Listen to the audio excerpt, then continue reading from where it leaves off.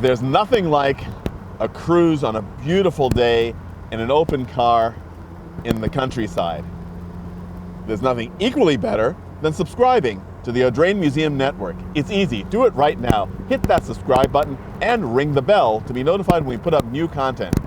More great videos of me, my friend Jay, and all the other team members at the Audrain driving and experiencing our fantastic cars and motorcycles on terrific roads. Join us. If you love classic cars, then Donald loves you. You know, sometimes a sports car can just be a sporty car, and that's just fine. And that's what I'm driving today, a sporty car. It's a 2006 Pontiac Solstice, and I remember quite vividly, I was working at the 2004 North American International Auto Show, or the Detroit Auto Show, when this car was introduced. And there was amazing excitement. Bob Lutz, the product genius who had come up with the idea for the Solstice and the Kappa platform, as this is called, two-seater sports car for GM. And they introduced a whole range of great performance Pontiacs, a rebirth of the brand that had defined performance for GM from the late 50s through the 60s. And it's hard to imagine that by 2010 the Pontiac brand would have been discontinued. But nobody thought about that in 2004 in Detroit. And this is one of those great examples of a car that made production with very, very little change from the show car that inspired it. And in fact, this is a really interesting video because we will have a chat later on in the show with Franz von Holzhausen, who is today the chief designer at Tesla, who at the time was the designer at General Motors, and who styled this very car. And I think that the look of this car is really so much a key to what this car is meant to be. Is it practical? No, not at all. There's very little storage space in the car, either in the interior or the trunk. With a top down like this, basically the top takes the entire trunk. And there's very little storage space inside the car as well. It features something which I think is really unusual that I don't think I've ever seen in a two-seater car. This car has 3 cup holders. I can't do that math either. But, you know, it's not about the cup holders. It's not about the trunk space. It's about a car that just gives you a great deal of pleasure for a 10-minute drive, a 20-minute drive, a half-day's drive. And that's what this Pontiac Solstice is all about. Pure driving pleasure. The destinationless drive, the Sunday drive. The Sunday drive during the middle of the week drive. And it's interesting, I mean, it's got an inline 4-cylinder engine, naturally aspirated, puts out 177 horsepower, which is not a lot even for 2004 or 2006, but it's enough to, with the gearing that the car has, make it a really sort of lively car. And the controls feel good, the car feels solid, but not heavy. When you think about the two-seater sports cars on the market when this car was built, this, the Miata, the Mercedes SLK, you had a lot of choice in this price range. I shouldn't say in this price range, in this product range. Because of course the prices were very, very different. The Mercedes SLK was easily twice as much as this car was, and the Miata cost slightly less. But this car gave you the solidity of that Mercedes with some of the fun tossability of the Miata. And it's something that, frankly, I miss today. The idea that General Motors could introduce this platform and that it could find life as the Pontiac Solstice, the Saturn Sky, the Opel GT, and the Daewoo G2X was astonishing. Everybody's got their favorites in this lineup.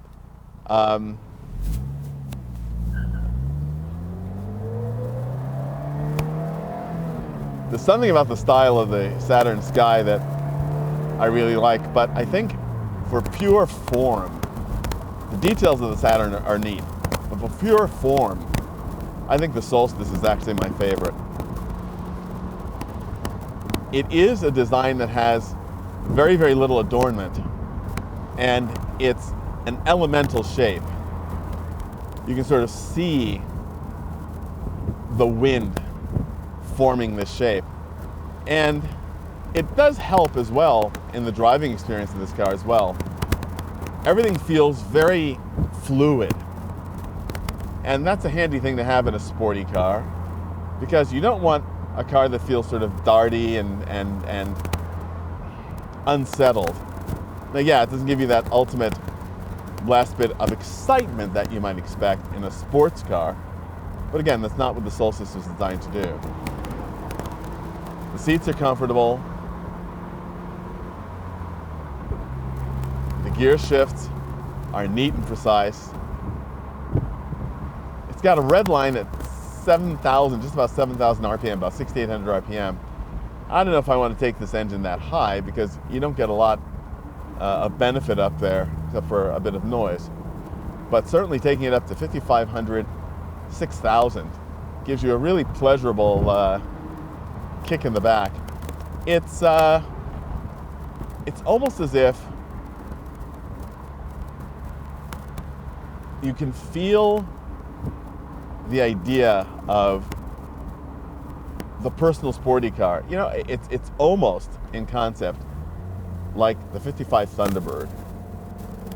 You know, it's a car to give you the feeling of adventure, while also feeling sort of like the comfortable sedan that you're used to.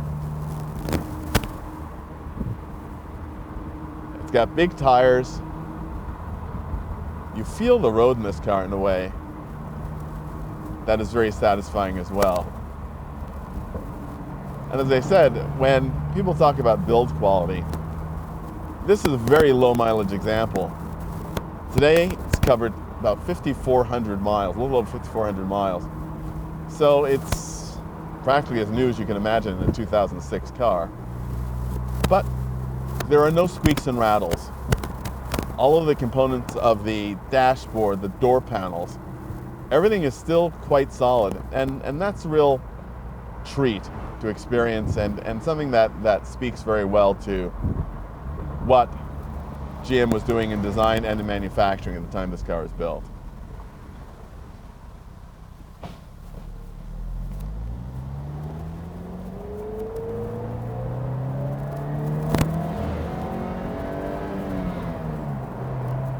That's a nice shift at 6,000 RPM. And again, it feels nice to the ears. It's not a very quick car, but you can use the performance that the car has very confidently.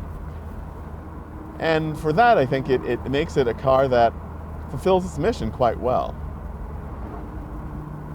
On a beautiful day like today, driving along the water on a nice, gently moving road, this is perfect Solstice territory. All right, so we'll get right to it. It shouldn't take very long. One of the things, first of all, thank you very much for taking the time to do this. Of course. And looking forward to seeing you back here in Newport from now. Yes, I apologize for not making it last time, but I will definitely be back.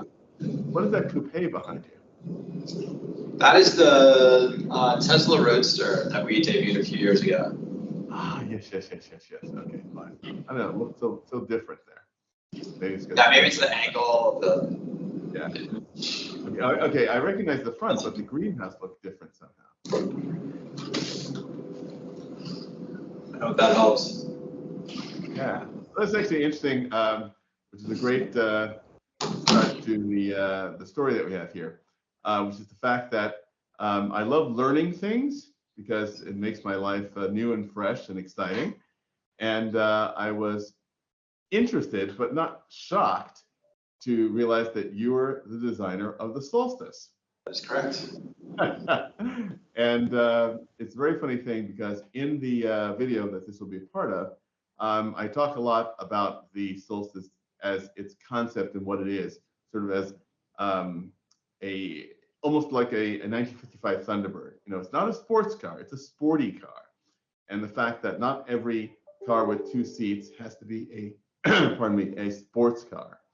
And what does the Solstice accomplish in terms of meeting its goals and the spirit of the car? And one of the things that I love so much about the car, I'm not just saying on this feed, but I think it's one of the most beautiful cars of the period at GM, without a doubt. So congratulations, spectacular job.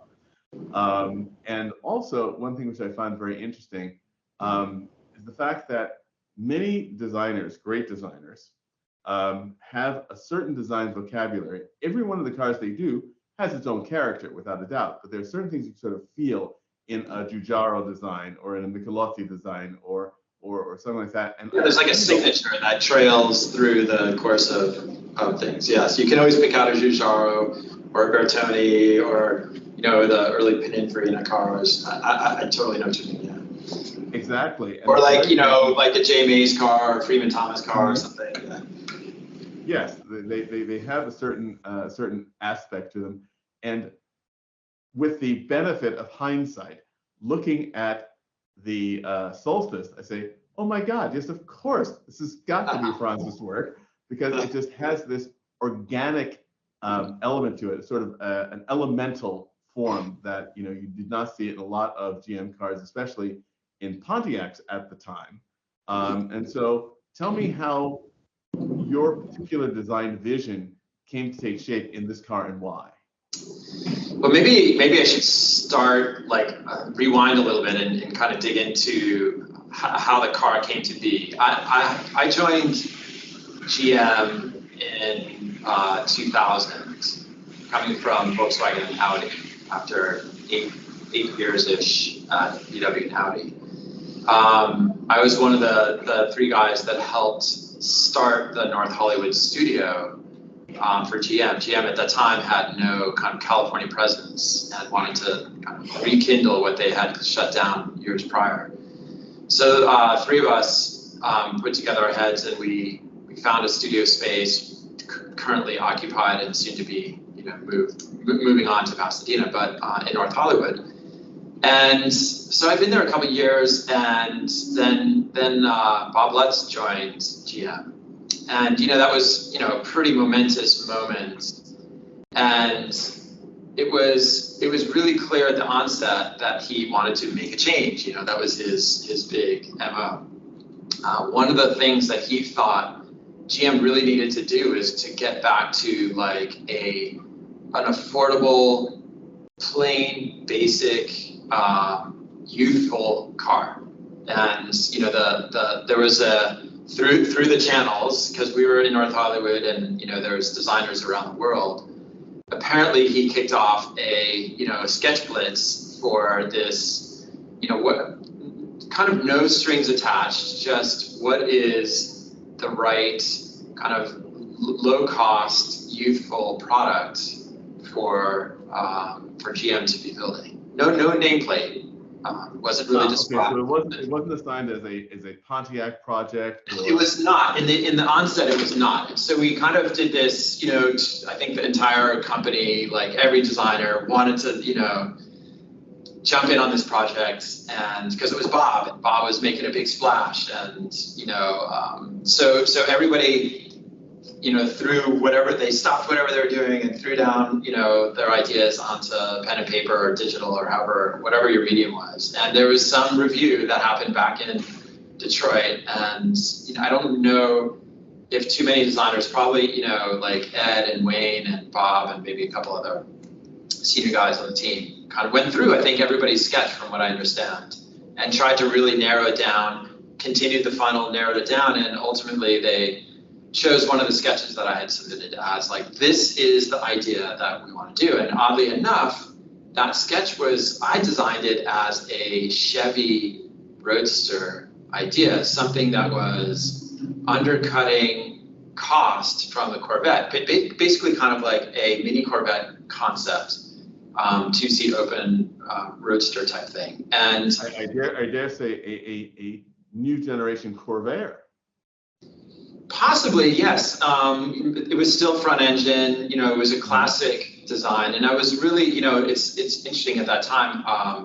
Was just, you know, I was kind of deep in the history of like the '60s era sports cars, and you know, that was kind of where my headspace was like, how can, you know, one of the things having come from VW and Audi and then going to GM was the amount of like excessiveness that design felt at the time in that era of General Motors products. And I was trying to like think about how I could use my training, you know, under some, you know, pretty iconic names at VW and Audi, in this kind of Bauhaus culture that was being established in the design language there, and bring that into GM. And so it was really about simplifying. And then I thought, like, you know, the roadsters of that era, I think through the course of conversation in the sketch blitz, it kind of was determined that this thing should be a two-seater kind of low cost thing, right? So we were starting to hone in on that. And so my headspace went to this kind of romantic era of sports car driving. Like, how could we rekindle that back in, you know, in this kind of turn of the century?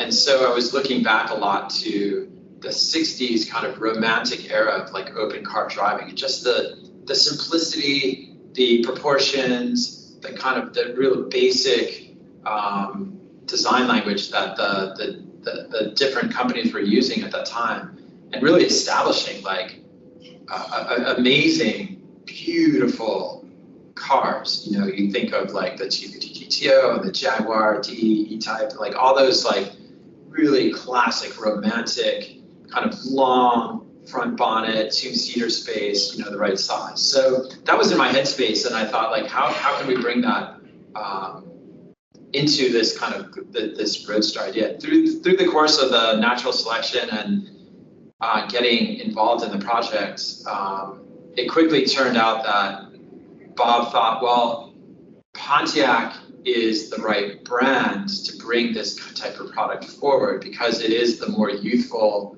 energetic, or he wanted it to be the more youthful, energetic brand. Injecting performance in Pontiac. Yeah, exactly. And I think also just make it attainable. You know, get a youthful spirit back into the company and into that brand. And then it wouldn't step on the toes of Corvette and, you know, what was happening there. And Chevy didn't, other than the Corvette, Chevy didn't really have a sports car, but Pontiac, you know, was known for the kind of sporty division. So we quickly shifted to like taking this concept that I had done as a Chevy and figuring out how to make it a Pontiac. But the thing that I wanted to do is not lose this really classic, clean kind of, I called it like a no cladding approach, because you remember like Pontiacs of that era where like it was the Aztec, and it was just like, how much plastic crap can you hang off of this, you know, wedding cake kind of design thing that was happening. So I was really trying to think about simplicity, and Bob was bought into it, you know, and I think he was like, this is great, it's getting back to the roots of the brand. And so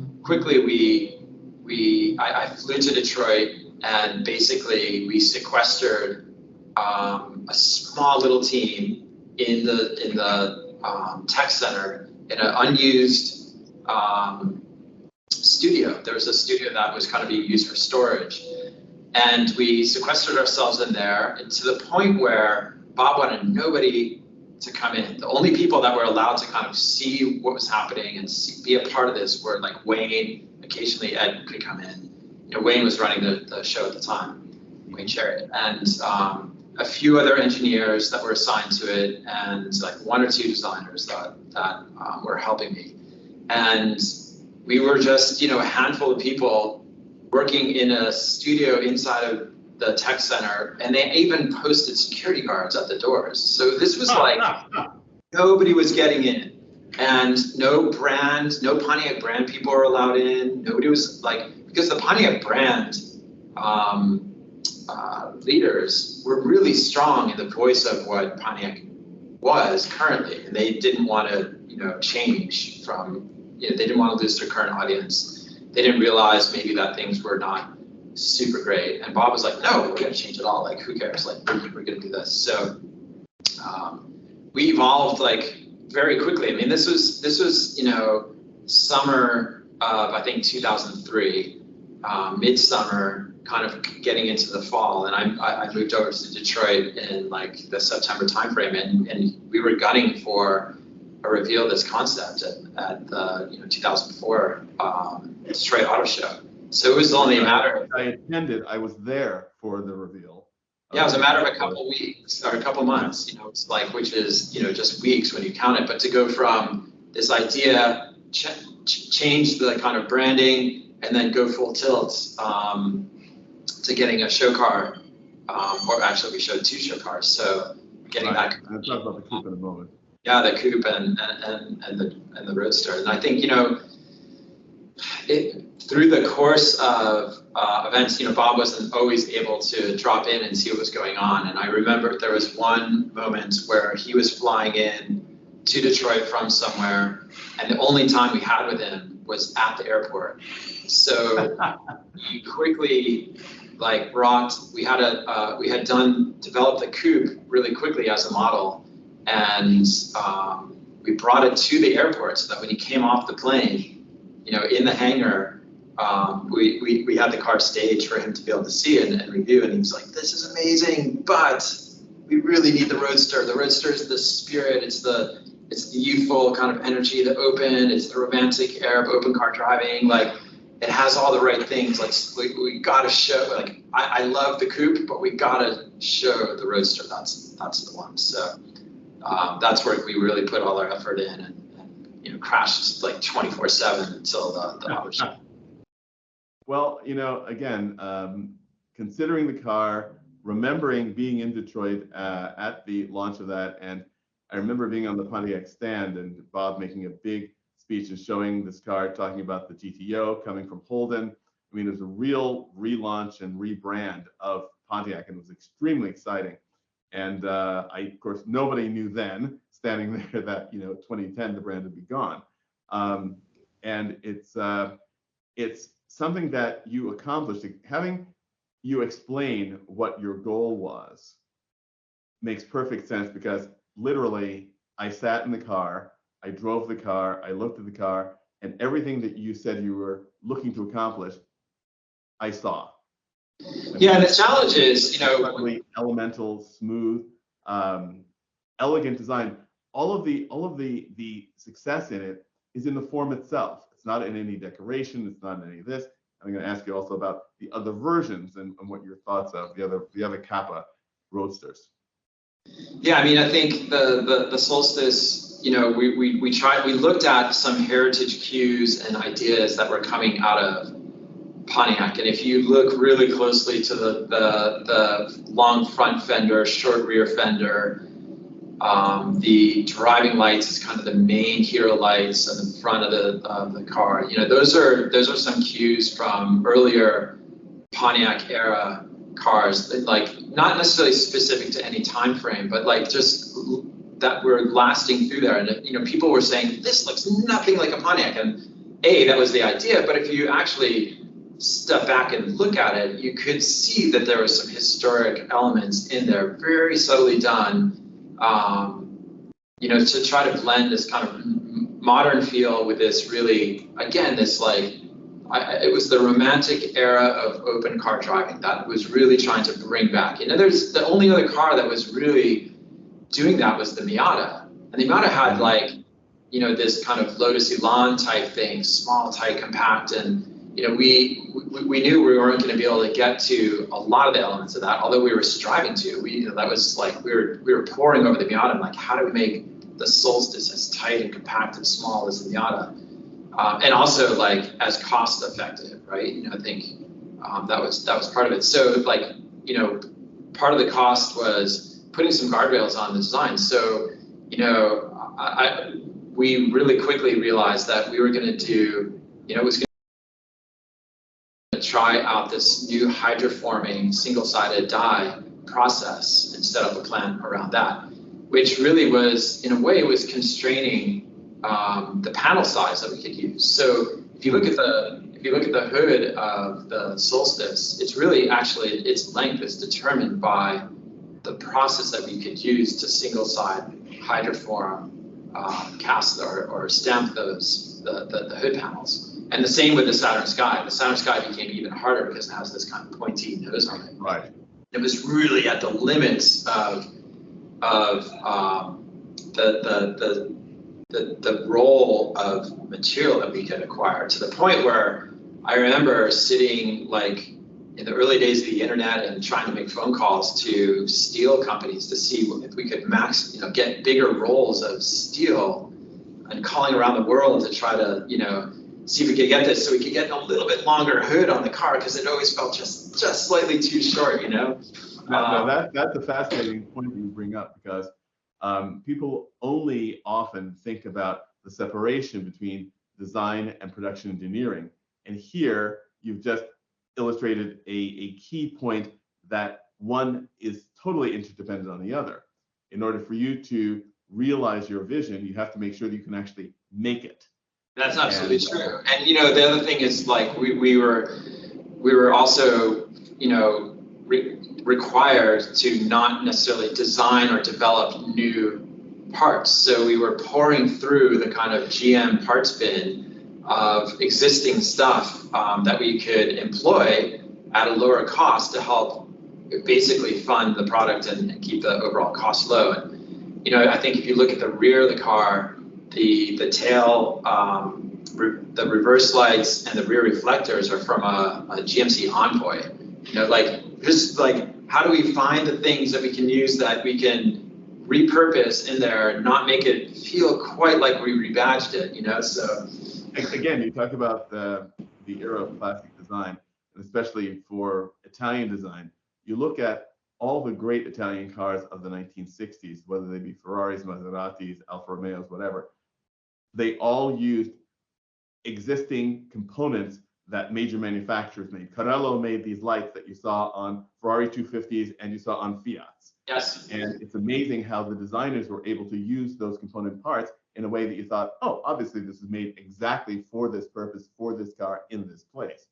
And so again, I congratulate you on doing a great job there. We even, like, on the concept car, I was looking at how do we, get to a flush door handle, which is obviously something later in my career has become very signature. But, I remember the Fiat Barchetta at the time had these great little slot handles with a little thumb push, and we were like, we have to get those. So, that's what was on the original concept car.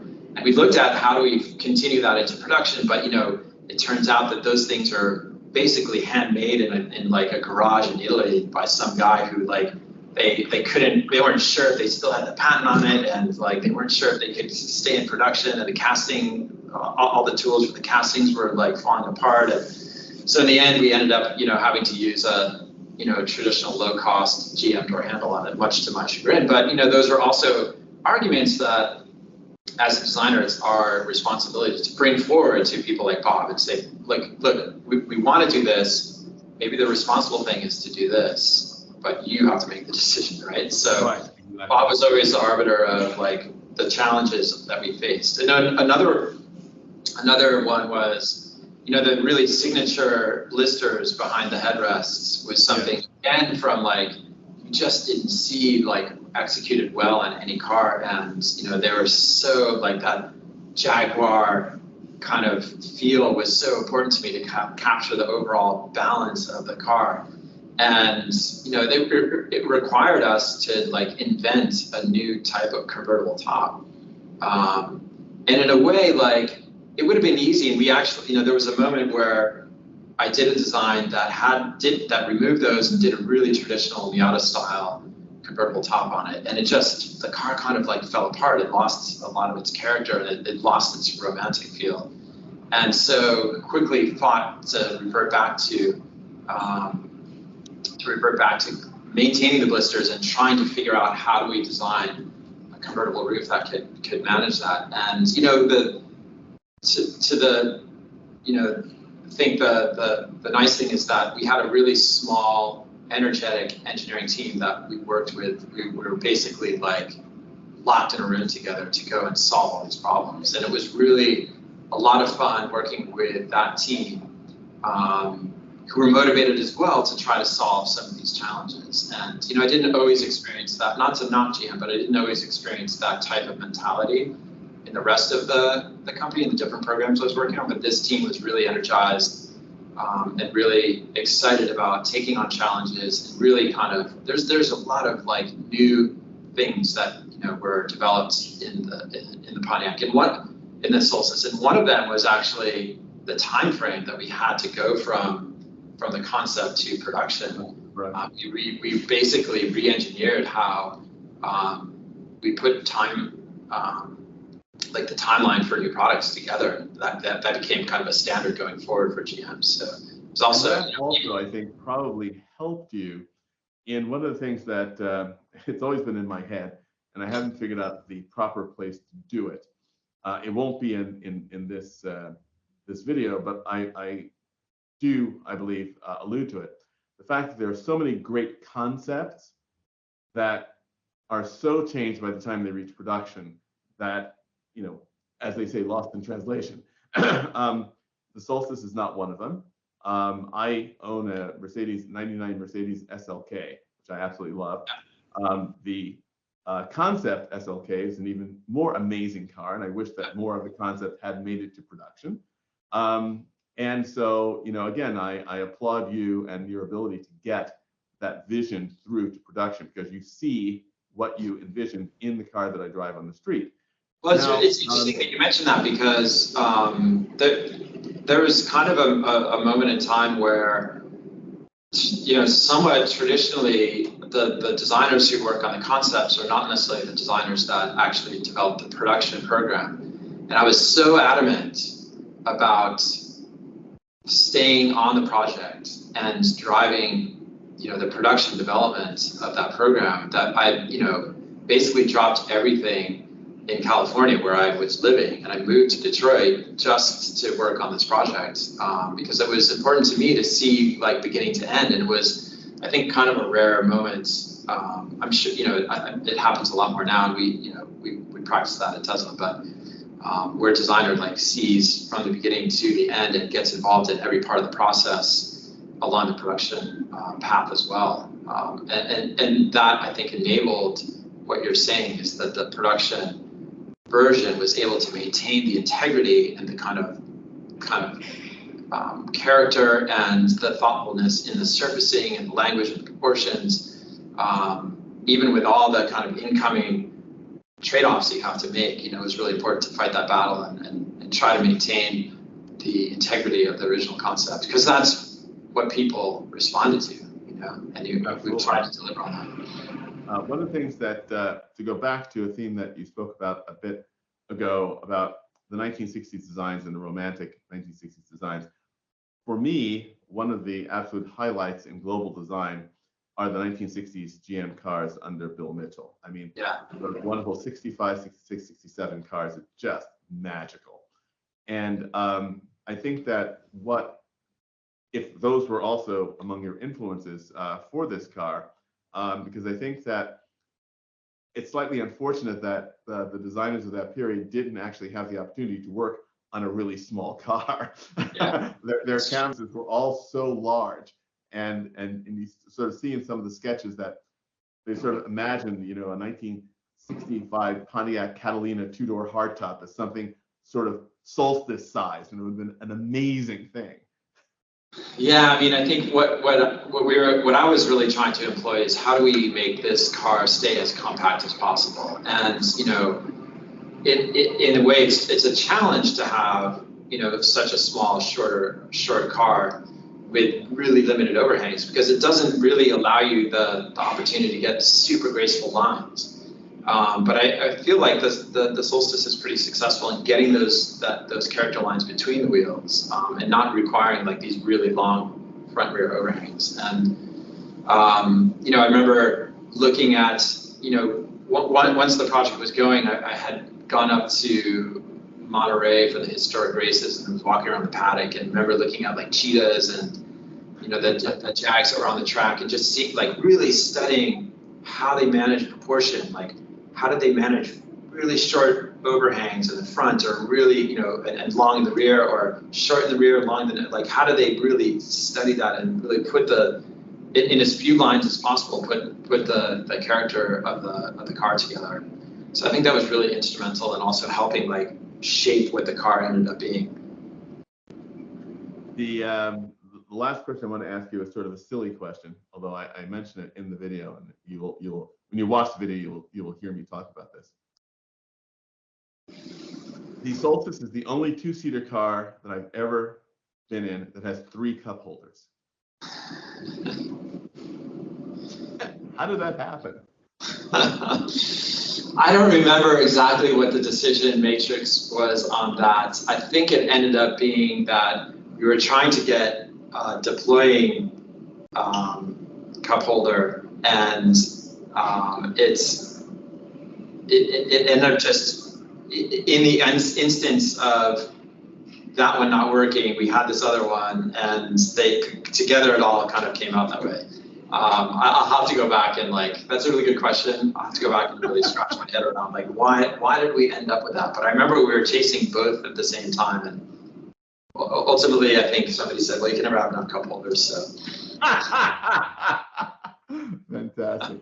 Well, Franz, thank you so much, and I hope that you will enjoy the video when you see it. It'll be out shortly. I look forward to it. Yeah, thank you, Donald. It's been a pleasure. And I thank you once again for myself and for the rest of the world for that car, because I think it's just one of the most amazing shapes ever. I mean, in my kind of career, it's still one of the cars that I think I'm most proud of.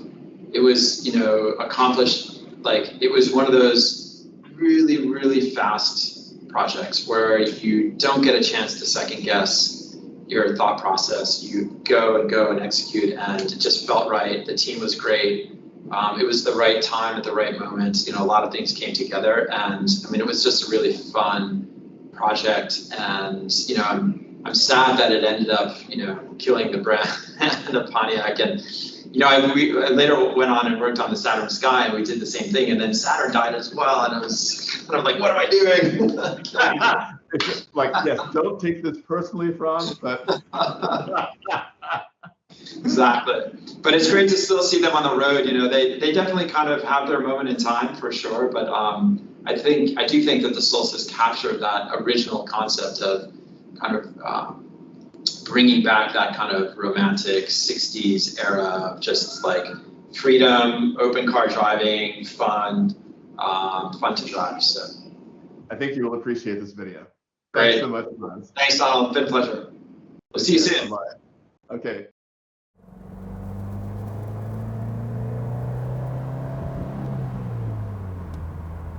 This engine, while not particularly powerful, is very free revving, and that's very satisfying. And of course, much like the lamented Fiero GT, Pontiac and GM got this really right with the Solstice GXP, which was a turbocharged version of this car that delivered real performance that suited what the chassis and the body promised. But again, in the great bankruptcy and reorganization of General Motors, there was no place for a car like this, which is quite unfortunate. And hopefully someday we'll get something back. You know, is this a junior Corvette? Sort of, but not really. It's really a totally different concept in a two-seater car, and something that I think is worthy of exploration again. Because not every two-seater car has to be a sports car. Why can't we have Sporty instead? Give us choice. That's what the Solstice does. It's a great choice.